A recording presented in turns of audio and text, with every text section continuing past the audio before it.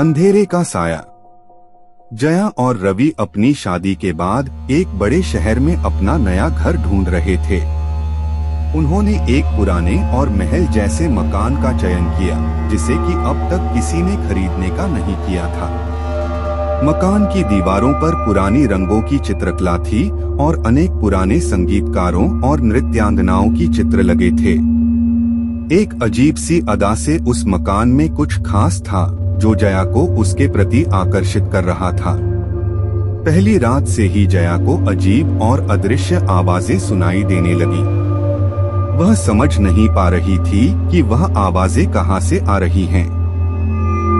रवि तो इसे ध्यान में नहीं लेता था, पर जया के मन में डर और उत्सुकता का भाव बढ़ रहा था।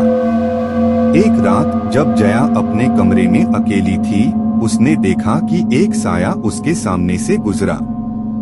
वह अपने हाथ से उसकी ओर इशारा किया और उसने उसे पीछे पकड़ लिया। साया वहीं खड़ा हो गया और जया को आवाज आई, क्या तुम मुझसे मेरा जीवन वापस देना चाहती हो? जया ने उस साये को देखकर डर से कांपते हुए कहा, कौन हो तुम? मुझे जानने दो।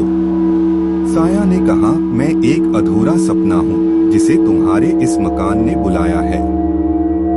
जया को अब तक समझ में नहीं आ रहा था कि यह सब क्या हो रहा है, पर वह इस साये की बातों को ध्यान से सुन रही थी।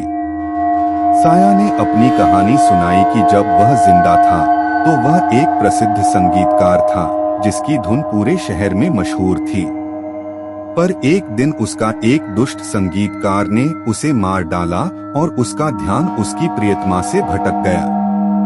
वह बताया कि जब उसकी मौत हुई तो वह इस मकान में ही आकर अपने प्रियतमा की आवाज सुनने लगा और उसे प्रियतमा की आवाज आती रही, जो कि उसके प्रियतमा की आवाज नहीं थी। जया ने समझा कि वह साया जो उसके सामने है वह उसी संगीतकार की आत्मा है जो अब तक इस मकान में अधूरा है। जया ने उसे समझाया कि अब वह आगे बढ़कर अपने प्रियतमा के साथ हो सकता है और इस मकान में कोई दुख नहीं होने देगा।